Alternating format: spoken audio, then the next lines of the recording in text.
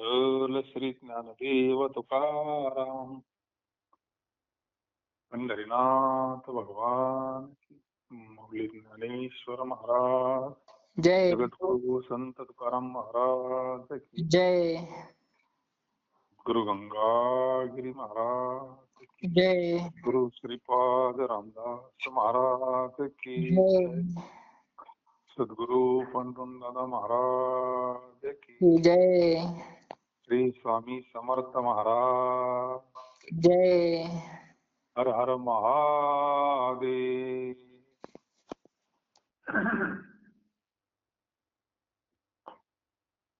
दीप घेऊन या धुंडीती अंधार, भेटे हा विचारा घटीत, विष्णू दास आम्ही न भेव कळी काळा, बोलो मृगजळा न घडीते, उधळीता माती रवी कळामळे, हे कैसे न कळे भाग्यहीना, तुका म्हणे तृण झाके होताशन, हे तो वचन वाहू घेते. देवाधिदेवा जगत्रय दिवा, परियसी केशवा विनंती माझी, माझी वाणी तुझे वर्णी गुण नाम, ऐसे दे प्रेम काही कळा. नमो सद्गुरु तुकया ज्ञान दीपा, नमो सद्गुरु सच्चिदानंद रूपा, नमो सद्गुरु भक्त कल्याण मूर्ती, नमो सद्गुरु भास्करा पूर्ण कीर्ती. दीप घेऊन या धुंडीची अंधार, भेटे हा विचारा घटीत. जगद्गुरु तुकोबाराय म्हणतात, हातात दिवा घेऊन अंधकार पाहणाऱ्याला तो दिसतोय हे म्हणे अगटीत. हातामध्ये दिवा घेऊन अंधाराची गाठ पडन का दिव्याची ना अंधाराची? नाही ना. सूर्याची ना अंधाराची गाठ कधी पडन? नाही पडायची. घटीत आहे. त्यातून नेमकं काय सांगायचंय महाराजांना, जसं प्रकाश आणि अंधार एक ठिकाणी राहू शकत नाही.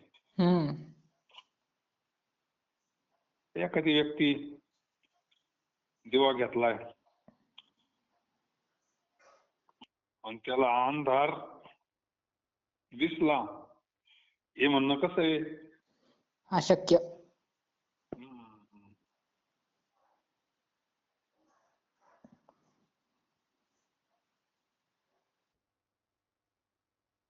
आम्ही विष्णुदास कळी काळाला भिणार नाही, मृग जलवत प्रपंचात भरले जाऊ, हे कधी घडणार नाही.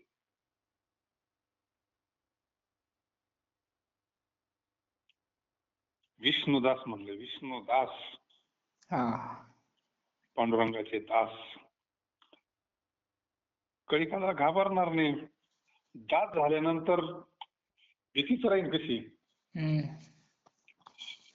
विष्णुदास नामदेवरायांचं बऱ्याच ठिकाणी विष्णुदास नामा म्हणलाय. दास म्हणजे नातं जोडलं, नातं भीतीचा काय संबंध राहिला?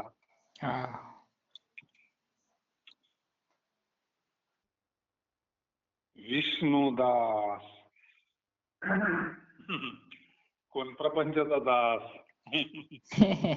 कोण संसाराचा दास, कोण कोणाचा दास तर कोण कोणाचा दास, नाही का? प्रत्येक जण दास आहे जे कशाचा तरी.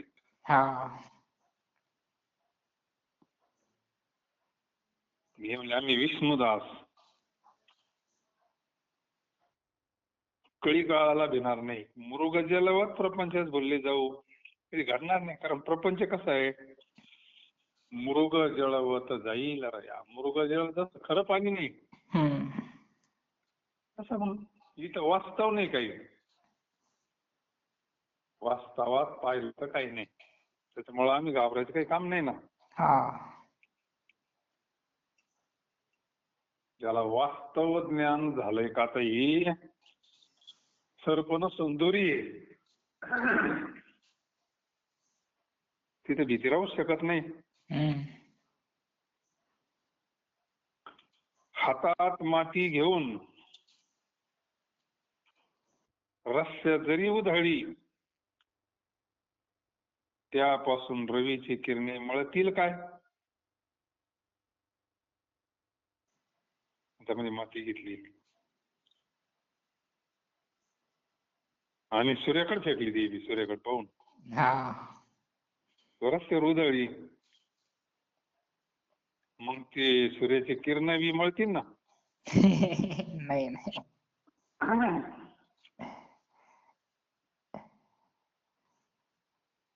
शक्य नाही. हे जो अविवेक आहे त्याला कळत नाही. भाग्य आहे ना. महाराज म्हणले कसं कळन? म्हणजे सूर्याच्या किरणाला कोणीच काही करू शकत नाही.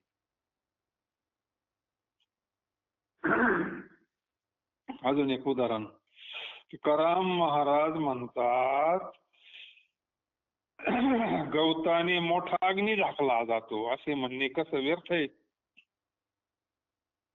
वाळेल गवत आहे आणि अग्नी पेटलाय,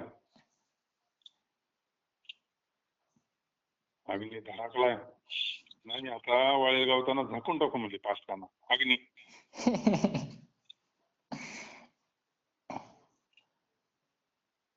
तस जो अविवेकी आहे सध्या मातीचा त्याच्यावर काही परिणाम होणार नाही. तस विष्णुदास आम्ही कळी काळाला घाबरणार नाही. कारण प्रपंच कसा आहे, प्रपंच हा सगळ्या संतांनी सांगितलं सरकणार आहे, नष्ट होणार आहे. जी गोष्ट उत्पन्न होती ती नष्ट होत असते शास्त्र म्हणतं. त्याच्यामुळे सगळंच आलं. जो दिसतोय त्याला संसार प्रपंच म्हणतो ना आपण. मग काही काळानंतर नष्टच होत असतो तो. कालमर्यादा आहे प्रत्येक गोष्टीला. म्हणून दीप घेऊन या धुंडीती अंधार भेटे हा विचारा घटित. विष्णुदास आम्ही न भेकळी काळास बोललो मृगजळानं घडीत. सगळ्यात मोठी भीती आहे कळी काळाची. बाकीच्या भीती सगळ्यांना नाही, बाकीचे आजार सगळ्यांना नाही, पण मृत्यूरूपी भीती प्रत्येकाला आहे ना. आणि जो भगवंताला शरण गेलाय, भगवंताचं दास्यत्व ज्यानं स्वीकारलंय, त्याला मृत्यूची भीतीने त्याला कोरडचे म्हणले हा भावसागर.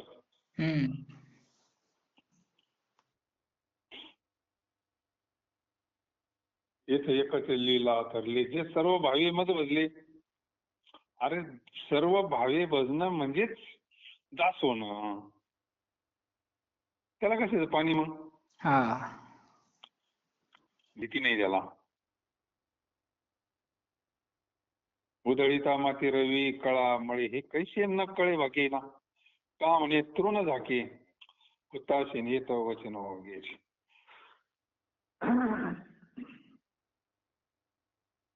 नट नाट्य अवघे संपादिले सोंग भेद दाऊरंग न पालटे. मांडियेला खेळ कौतुके बहुरूप आपले स्वरूप जाणत सो. स्फटिकाची शिळा उपाधी न मिळे भाव दावी पिवळे लाल सांग. तुका म्हणे आम्ही या जनाविरहित होनी निश्चिंत क्रीडा करू.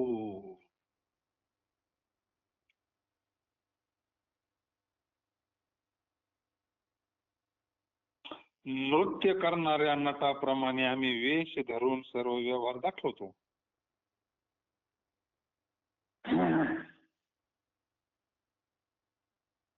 जसा नाटकामध्ये काम करणारे असतात ना, काही राजाचा वेश धरतात, काही प्रधानाचा वेश धरतात. तिथं काही कोणता वेश धरता येतो कोणाला बी, नाही का? तसं आम्ही तुकोबरा म्हणतात. आमच्या दृष्टिकोनातून हा खेळ आहे, पार्ट आहे एक. तरी त्या योगाने आमचा स्वात्मबोध बदलत नाही, हे महत्वाचं आहे. कोण बाप होतोय, कोणी पोरगा होतोय, कोण आई होतोय, कोण सून होतोय, कोण मुलगी होतोय, कोण मुलगा होतोय, कोण सासू होतोय, कोणी पार्ट आहे आपले.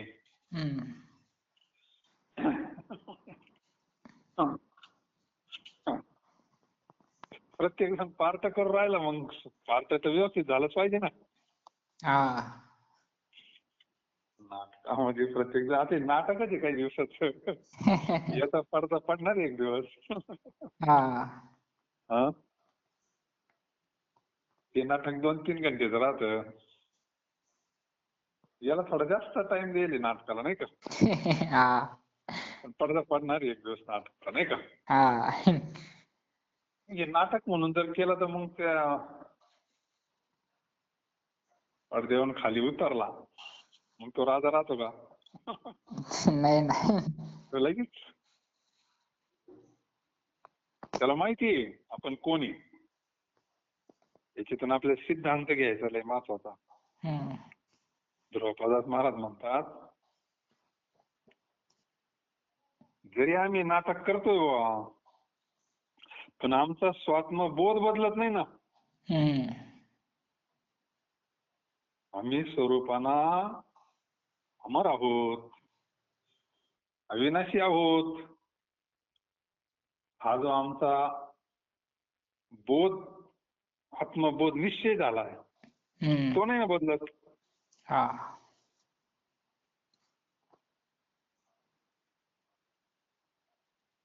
साधा माणूस असतो, रोज कामाला जाणारा, आणि तो राजा केला. तिथे गेलो मग राजा आहे पडद्यावर, पण त्याला माहिती ना आपण कोणी म्हणून. त्याचा जो आतमधली आठवण आहे, त्याला माहिती आपलं उद्याला कामाला जायचंय म्हणून. त्याच्या फुकट आहे ना ते. त्याला माहिती राजा आता पडद्यावर येतो, पडद्यावर येतो आपल्याला मुजरा करतील आणि राजे साहेब म्हणतील, पण उद्या बाकी आपल्याला फुटाणी खायची पंचायती, त्याला चांगलं माहिती आहे. तसं जगद्गुरु तुकोबा म्हणतात, देह धारण केला, जन्म मिळाला म्हणजे नाटक तर करावंच लागणार आहे प्रत्येकाला कुठं ना कुठं. पण आमचा जो स्वरूपाचा बोध आहे तो काय बदलत नाही. बहुरूप्याप्रमाणे कौतुकाने आम्ही संसाराचा खेळ मांडलाय, तरी आमचे खरे स्वरूप काय आहे ते आम्ही जाणतो. मग संसार खेळ होतो बरं का. त्याला स्वरूपाचा बोध झाला, स्वरूपाचं ज्ञान झालं, त्याला आत्मज्ञान झालं, त्याला खेळच नाही तर काय. खेळ खेळ.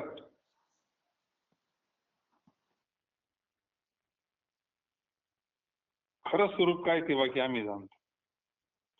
मग त्याला खरं कळालं, त्याला या नाटकाचं काही वाटन का? नाही ना. नाटकात एखादा नाटकात लढाई वाटतात, कोणी जातय बी, कोणी मारितय बी. शंकर महाराजांनी काय का नाटकात भाग घेतला होता. पुण्याचे शंकर महाराजांनी एकदा नाटकात भाग घेतला होता ना. नाही ते नाही आयडिया. एकाचं कापायचं होतं म्हणून त्यांनी कापूनच घेतला नाटक. सगळी श्वासे दानात देईन त्यांनी पुन्हा जेवण करून दिला, तर त्यांना काय आवडायचं.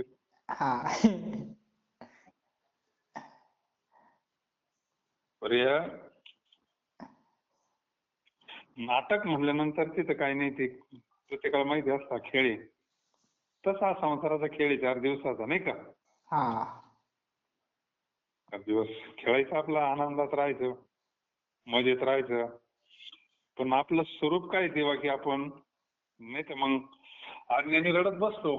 त्याला नाटक खरं वाटत. खरं वाटत म्हणूनच रडतो ना. एखादी नुकसान झाली, काही प्रतिकूल परिस्थिती आली जीवनात तर रडतोच ना. संत रडताना दिसले का कुठं? नाही.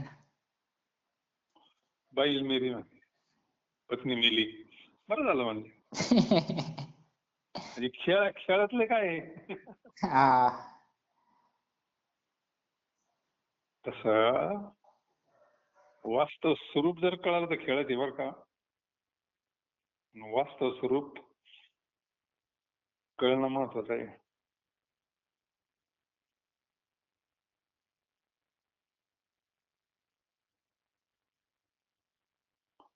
बहुरूप्याप्रमाणे कौतुकाने आम्ही संसाराचा खेळ मांडलाय, तरी आमचे खरे स्वरूप काय आहे ते आम्ही जाणतो.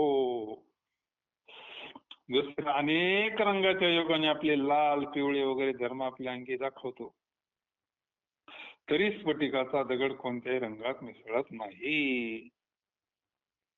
स्फटिक असतो असं काचेसारखा, त्याच्यावर काही दिरलं तर तो रंग कसा दिसतोय त्याचा, पण मिसळत काय तर नाही. जसा तो वेगळा निघालाय तो कशाचाच मिसळत नाही का परत, विषयात मिसळत नाही त्याचं चित्त. जसं लोणी एकदा दुधातून बाजूला काढलं पुन्हा दुधात मिसळतं का? नाही ना. कायचा प्रयोग करून घरी त्याला ते गावरान तूप लागत. प्रक्रिया करून तसे वेगळे निघा, वेगळे निघून संसार बघा. वेगळे निघा म्हणजे वायले निघा नाही, झडझडून व्हायला नाही. हे एका चुलीच्या दोन चुली नाही. वेगळे निघा म्हणजे विवेकाना प्रकृती वेगळी, पुरुष वेगळा, देह वेगळा, आत्मा वेगळा, याचं ज्ञान करून घ्या. मग वेगळे निघून संसार बघा बरं कसं होतं साक्षी रूपानं. त्याच्यापासून वेगळं होऊन त्याची साक्षी आहोत आपण.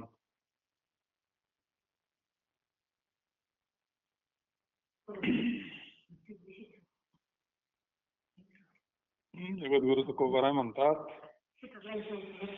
आम्ही स्वात्मबोधाने या जना वेगळे होऊन शांतपणे क्रीडा करू. त्याला स्थितप्रज्ञ म्हणतात. स्थितप्रज्ञ. आता संत, सगळ्यात संत संसार केला ना हो, पण ते काय मिसळले नाही संसारामध्ये. मोठे मोठे साधू संत बहुसायास गेले, प्रपंच असताना मन नाही गुंतविले. बोधले महाराज म्हणतात, काही मोठमोठाले संसार त्यांच्यावाले साधू संतांचे प्रपंचात राहिले, मन नाही गुंतवलं फक्त, बाकी काय आसक्ती नाही ना. आसक्ती नाही ना.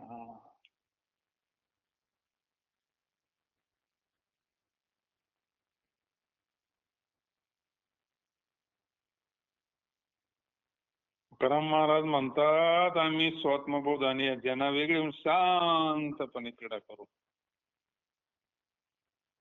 शांती ढळली नाही त्यांची, शांती ते महत्वाचं आहे. शांती हे भगवंताचं स्वरूप आहे. त्याला शांती मिळाली समजून घ्यायचं देवानं कृपा केली नाही का, मोठं धन आहे. शांती कधी मिळाली? ते असे डायरेक्ट कधी गोळी दिली आणि लगेच अशी शांती मिळते का? नाही. शांती मिळण्याचं साधन सांगितलंय 12व्या अध्यायामध्ये. 12व्या श्लोकात सांगितलं ना, त्यागत शांती. निर्मळ. हा.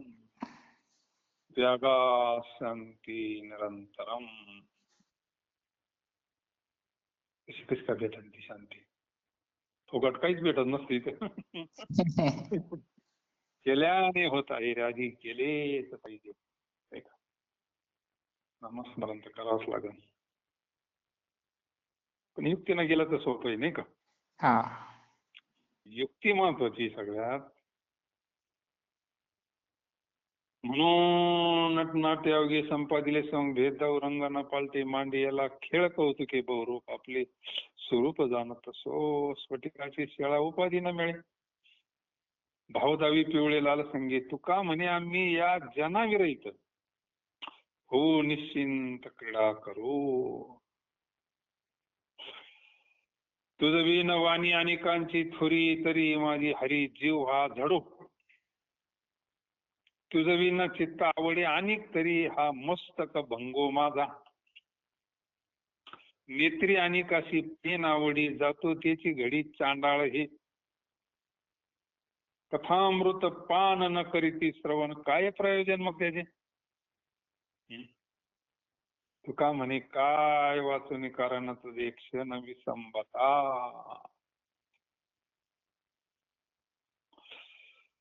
करम महाराज म्हणतात पांडुरंगा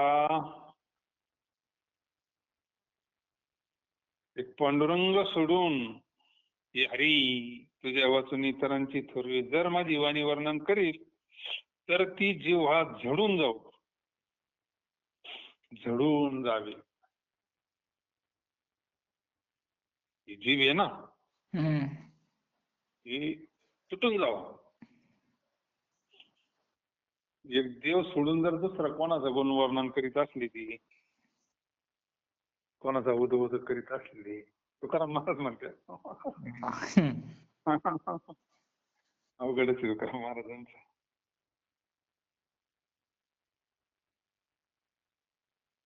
हे हरी तुझ्या वाचून इतरांची थोरवी जर माझी वाणी वर्णन करील तर ती जेव्हा झडून जावो तुझ्या वाचून माझ्या चित्तात दुसरे काही आवडेल तर माझे मस्तक बनवून जावं आता हेच अवघड गोष्ट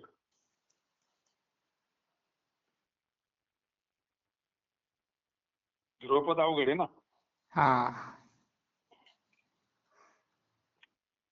तुझ्या वाचून माझ्या चित्तात दुसरे काही आवडेल तर म्हणजे त्यांना फक्त देवच आवडावा एकच आपल्याला देवही आवडतो नाही असं नाही देव आवडतो पण हे आवडत ना आवडीनच करतो ना आपण सगळं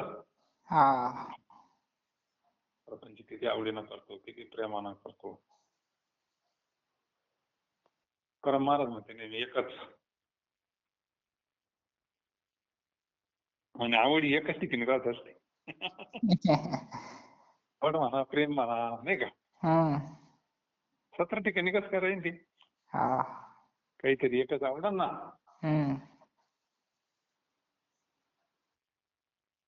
नावडे हे जन धन माता पिता निर्वाणी गोविंदा शे मागे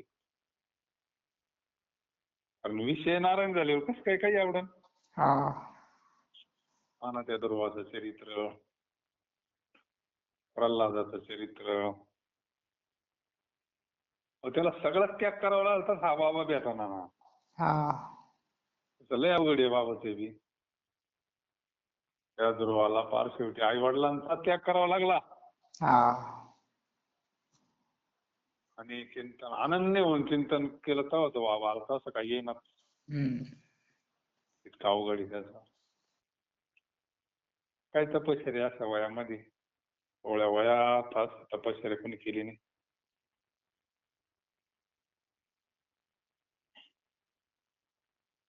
तुझ्या वाचून माझ्या चित्तात दुसरे काही आवडेल तर माझे मस्तक भंगून जावं मी डोळ्याने इतर प्रीतीने जर पाहिन तर त्याच घटक्याला चांडाळ जोळे जावं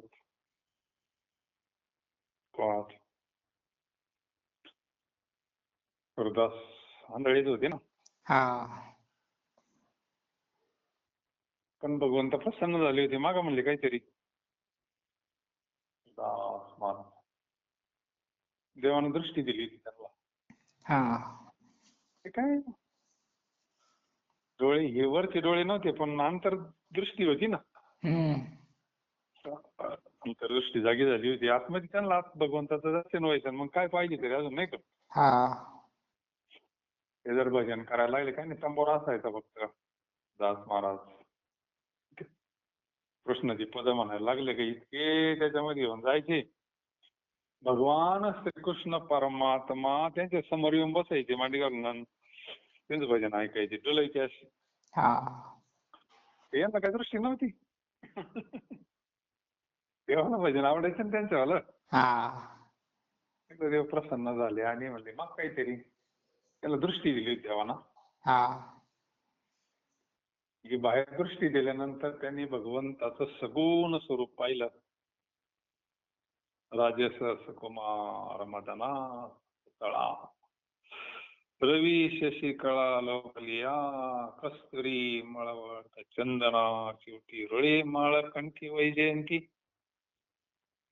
मुकुट कुंडले श्रीमुख शोभले सुखाचे उतले सकळे कासे सोनसरा पांघरे पाटोळा घन निळ सावळा बाह्यान. असं भगवंताचं स्वरूप पाहिलं सूरदास महाराजांनी. तुका म्हणे जन्म आल्याचे सार्थक. विठ्ठलाची एक देखली. तृप्त झाली. देवाला म्हणले अजून मला एक मागायचंय म्हणले. मला पहिल्यासारखं कर म्हणले. मला पहिल्यासारखं कर. का बरं? आता काय पाहायचं राहिलंच नाही म्हणले. बस आता काय पाहायचं. एकदा तुला पाहिलं, आता पाहायसारखं काहीतरी काही.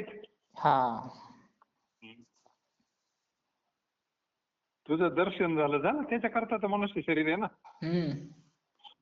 मनुष्य जन्माचं सार्थक कशामध्ये. मग म्हणले आता हे डोळे खुशाल गेले तरी घेण नाही ना. मी डोळ्याने इतरच प्रीतीने जर पाहिन तर त्या घटकेलाच चांडाळ डोळे जातील.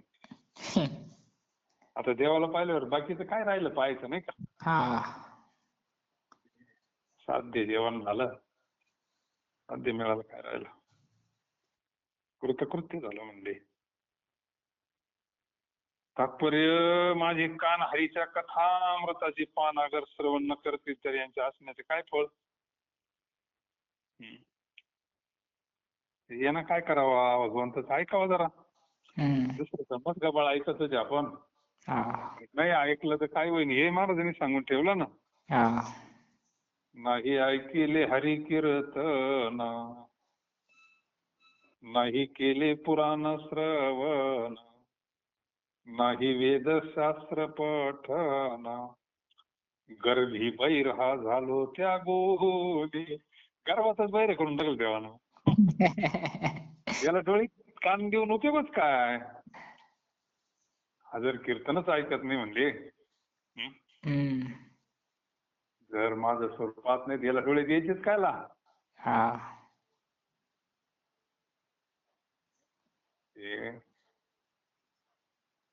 जी गोष्ट ज्याच्या करता दिली त्याचा वापर केला पाहिजे ना. नुसतं खाया करता दिले तोंड नाही ना. अजूनही काही भगवंताला अपेक्षा आहे ना याच्यापासून. ही वाणी तुझं नामस्मरण करील, तुझे गुणगान करीन, कथा कीर्तन करीन.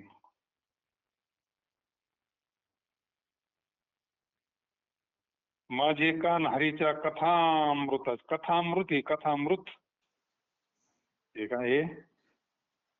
कथा त्रिवेणी संगम, कथा त्रिवेणी संगम.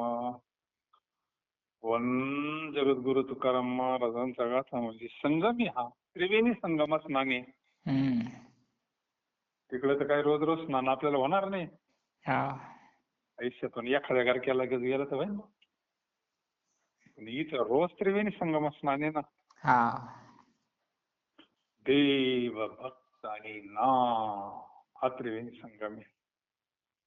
कथामृत हे अमृत मरून नाही देत. हा. सामान्य अमृत नाही मरून देत स्वर्गातलं, तर हे कसं काय मरून देईल? हम्म. परीक्षिती राजानं 7 दिवस हेच अमृत घेतलं ना. हा. 7 दिवसात तो अमर झाला ना. हो, हा. आपल्याला काय अमर करणार नाही काही.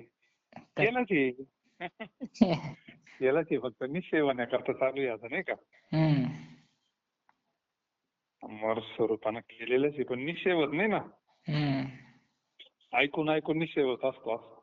हा. त्याला म्हणले मग आता ऐक आज 7 दिवस. आहेत ना अजून 7 दिवस. तो घाबरला. तो म्हणे आता 7च दिवस राहिले, काय करू मी. हा. 7 दिवस काय म्हणले, 1 तास उरला होता खटवांग राजाला. हम्म. एका तासात मुक्त झाला. 7 दिवस लई झाले म्हणले रगड. पण मग वैराग्य तेवढंच होतं ना. हा. काय लागत परमार्थाला वैराग्य असलं तर गाठी सुटायला टाइम नाही लागत या. काय करायचं, अंतःकरणाच्या गाठी सुटल्या पाहिजे. मी देह हा भाव नष्ट झाला पाहिजे, बाकी दुसरं काय नाही का. हम्म. हे 7 दिवस अमृत केला तो कथामृत आणि अमर झाला स्वरूपाना. असं आपण कथामृताची कथामृताचं पान अगर श्रवण न करतील तर त्यांच्या असण्याचं काय फळ कानाचं. तुकाराम महाराज म्हणतात, एक क्षणभर तुला मी विसरलो तर माझे जगणे निष्कारण होत. तिने वरच मागून घेतलाय, तुझा विसरण व्हावा. मला द्यायचं असलं दान तर काय दे, तुझा विसरण व्हावा. गुण गाईना वडी याची दान. एकाच अभंगात फार गुंडळून घेतले, देवाला बांधूनच घेतले. हा. एकाच अभंगामध्ये देवाला बांधून घेतलं, बॉन्ड करून घेतला डायरेक्ट. कंपन्या बॉन्ड करून घ्यायच्या ना. हा. नोकरीला 5 वर्ष थांबावं लागल. 5 वर्ष बांधूनच घेते, ते लिहूनच घेते, मग काय करणार. हम्म. तसं देवाला बांधून घेतलं हेची दुसरं नाही. हा. चकार फार मोकार असतो. तुकाराम महाराज म्हणतात, एक क्षणभर तुला मी विसरलो तर माझे जगणे निष्कारण होईल, व्यर्थ. तो का ठेवला पटा मग. तुझ विन वाणी अनेकाची थोरी तरी माझी हरी जीवा जडो. तुझ विन चित्तावडे अनेक तरी हे मस्तक भंगो माझा. नेत्री अनेकाशी पायी नावडी जातो त्याची घडी चांडाळ. कथामृत पान न करी ती श्रवण, काय प्रयोजन मग याचे. का म्हणे काय वाजने कारण एक क्षण संबता. भाव धरी तया तारील पाषाण, दुर्जना सज्जन काय करी. करिता नवे नीट श्वानाचे हे पुच्छ, खापरा परीस काय करी. लिंबाच्या झाडा साखरेचे आळे, बीज तैसे फळ येते तया. तो का म्हणे वज्र भंगे एक वेळ कठीण हा खळताय. खळ वज्राला पाना फुटन, पण खळ आतून संतांनी खळ मारले नाही का. हा. रामची व्यंकटी सांडव, तया सत्कर्मी रती वाढो. होता परस्परे पडो. त्यांचा खळपणा म्हणजे दृष्टपणा. हम्म. त्यांनी दृष्टपणा नष्ट केला. काही काही लईच खळ असतात. मला म्हणतात, भाव धरी तया तारील पाषाण, दुर्जन सज्जन काय करी. त्याचा अर्थ असा आहे, शुद्ध भावाने पूजा करणाऱ्याला पाषाणाची केलेली ईश्वराची प्रतिमा तारती. भाव जर असेल तर,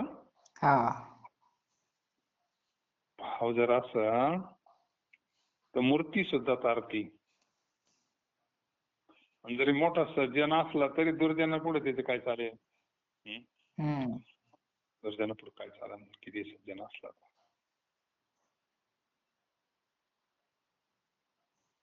त्याच्याकरता एक दृष्टांत दिला, दुर्जन कसा असतो ते हम्म. दृष्टांत दिला आपल्या व्यवहारातला. हा. किती बी सांगा दुर्जनाला, जशी कुत्र्याची शेपूट, कोणत्याही उपायाने सरळ करता येणार नाही. हा. आता काही नाही, प्रयोग करून पाहिले. करणारे काही प्रत्येक काळात असतातच नाही का. हा. ते म्हणजे महाराजांनी लिहून ठेवलं, मग आपण पाहू प्रयोग करून कसं सरळ होत नाही नाही का. हा. काही नाही, फुकणीत घालून पाहिलं मग असं शेपूट सरळ. बरेच दिवस ठेवलं, त्यांना वाटलं आता इतके दिवस ठेवल्यावर तर सरळ होईल ना. वळण पडन. हा, 6 महिने ती फुकणी काढलीच नाही. मग आता कसं काय वाटणार नाही का. हा. 6 महिन्यानं त्यांना काढली फुकणी. ते पुन्हा तसंच फुकणी वाकडी हा? फुकणी वाकडी झाली फसून.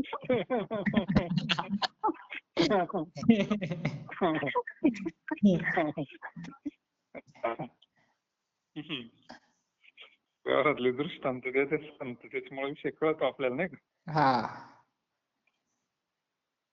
तर ती फार मोठी प्रसिद्ध म्हणत आहे नाही का. हम्म. कुत्र्याचं शेपूट वाकडं ते वाकडच. तसं हे दुर्जन आहे ना, हम्म. काय करीन आता. ते दुर्योधनाला सगळ्यांनी सांगितलं, काय ऐकलं त्यानं कोणाचं. नाही ना. आता देवाचं नाही ऐकलं तर बाकीच्यांचं काय ऐकत होतं, विदर्भाचं आणि त्यांचं. हा. दुर्जनाला सज्जन काय करीन. हम्म. तर त्याला किती त्याच्या मनावर हो देव म्हणले, नको अर्धा देऊ 5 गावात दे त्याला रायपूरची. हम्म. त्यांचं काही म्हणणं नाही ना, माघारी द्यायची. हा. युद्ध करायचं म्हणजे सगळ्यांचंच नुकसान आहे, ते काय सोपंच आहे का. हम्म. नाही म्हणले. जमायचंच नाही म्हणले. आता दुर्जन काय करीन सज्जना पुढं. हम्म. हेच करू शकत नाही मला. त्यांनी लिहून ठेवलं म्हणजे काळ्या दगडावरती रेग आहे. हा. खळाला काहीच करू शकत नाही. शुद्ध भावाने पूजा करणाऱ्याला पाषाणाची केलेली ईश्वराची प्रतिमा सारखे, तरी जरी मोठा सज्जन असला तरी दुर्जना पुढे त्याचे काय चालेल. जशी कुत्र्याची शेपूट कोणत्याही उपायाने सरळ करता येणार नाही. हम्म. अजून एक दृष्टांत दिला. एका जणाकडे परीशी, हम्म. आता परसच असे ते सोनं करतोय काय जाईल. हा. पण एक जण म्हणला आपले इथे मग किती काही मोठे माठे राज नाही, मोठे पूर्वी लय मोठमोठे राजन होते. हम्म. सगळे करून टाकू आपण सोन्याचे काय मग. हा. मग त्यांना अख्खे राजना सोन्याचे करून टाकले परिसाम.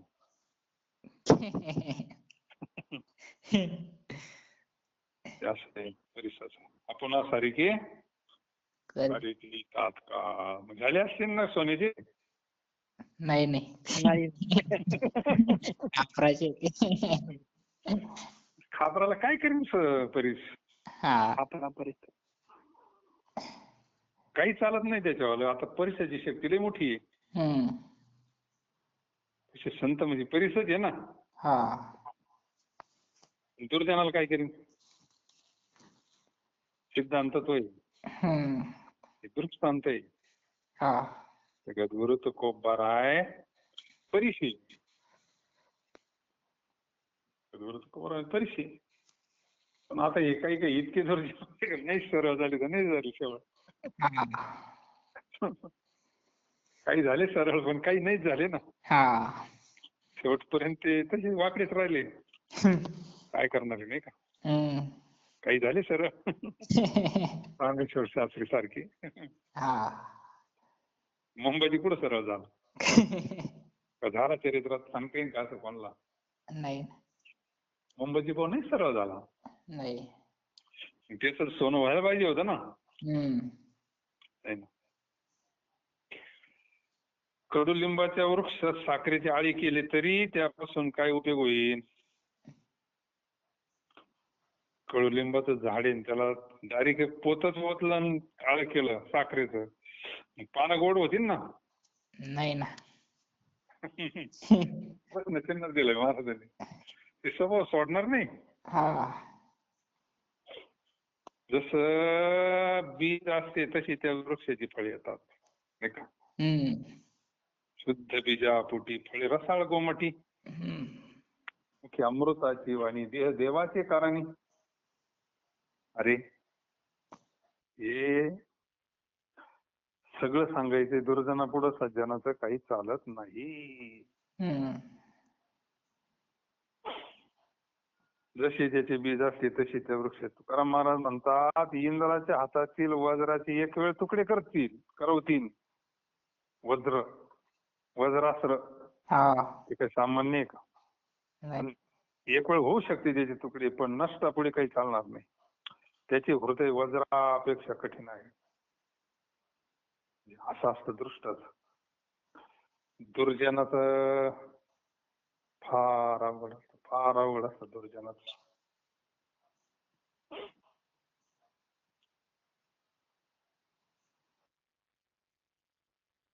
भाव धरी तया ताळीला पाषाण. दुर्जना सज्जन काय करिता नव्हे नीट सोनाचे पुच्छ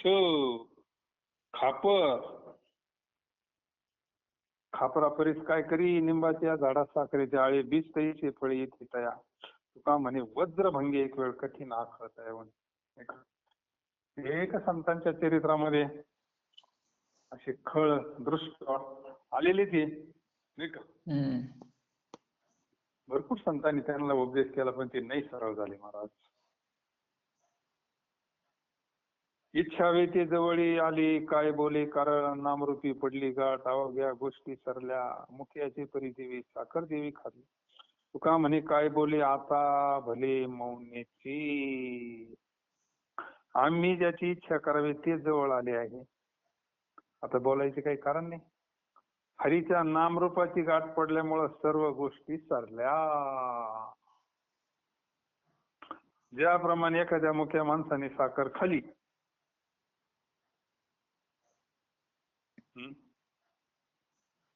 मुख्या माणसानं साखर खाली आणि त्याला विचारलं कशी लागली. सांगता येईल का त्याला. नाही ना. कळली त्याला. हा. कळेल त्याला गोडी कळाली फक्त सांगता येत नाही. हा.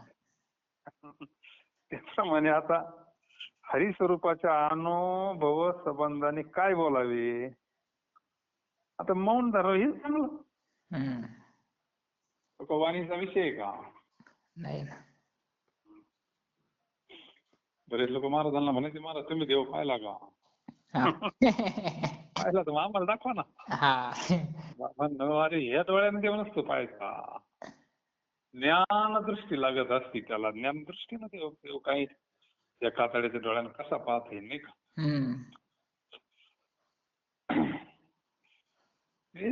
आम्ही ज्याची इच्छा केली तेच जवळ आला. तर आता काय बोलायचं काम आहे. देव स्वरूपच झाल्यावर काय बोलायचं आता. वस्तूच ती आपण फक्त ज्ञान नव्हतं. देवाची बरी महाराज म्हणले अरे तुम्ही देव स्वरूपात तुमचं स्वरूपच ते.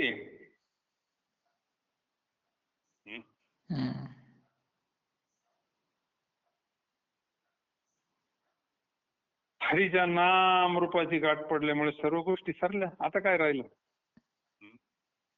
भगवंताच्या नामाची रूपाची गाठ पडली. आता काय राहिलं. गुण स्वरूप कळालं निर्गुण कळालं. नामाचं विचिंतन झालं. आता काय झालं. ज्याप्रमाणे एखाद्या मुख्या माणसाने साखर खाल्ली आता दृष्टांत दिला. मग त्याची गोळी त्याला कळली असली तरी त्याच्या मुखाने सांगता येत नाही.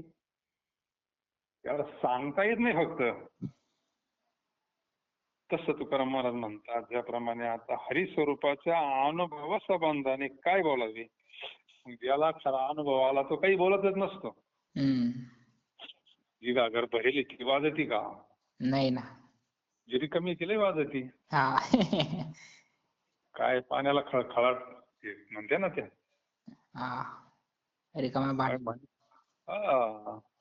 तस आहे. पण ज्याला भगवंताच्या स्वरूपाचं यथार्थ हे झालं तो शांत होऊन जातो. हम्म. हं? काय बोलत तो आता? हं? काही बोलू शकत नाही ते. वाचा मौनावली मन पवन पांगुळले. एकच पर्याय. ज्ञानेश्वर महाराज म्हणतात मन पवन पांगुळले. पांगुळले हे मन काही नाठवे उपाय. हं? मनवणी पाये दिवे धरुनी राहिलो. त्याग भोग दुःख काय सांगावे रियली माझ्या तुका म्हणे बाळ माता चुकली आवणी न पवता पावे विठ्ठले पांगुळले मन काही नाठवे. याची स्थिती एकदा झाली बोलायचं आता काही काम नाही राहिलं आता फक्त मौनामध्ये ते आनंदात राहणे नाही का. हम्म. इच्छा ते जवळी आले काय बोले कारण नामरूप पडली गाठ अवघ्या गोष्टी सरल्या. मुक्याची परी जीवी साखर जीवी खाल्ली तुका म्हणे काय बोले आता भले मौन्याची नामरूपी पडली गाठ अवघ्या गोष्टी सरल्या. पुंडलिका वरद हरिविठ्ठल श्री ज्ञानदेव तुकाराम पंढरीनाथ भगवान जय.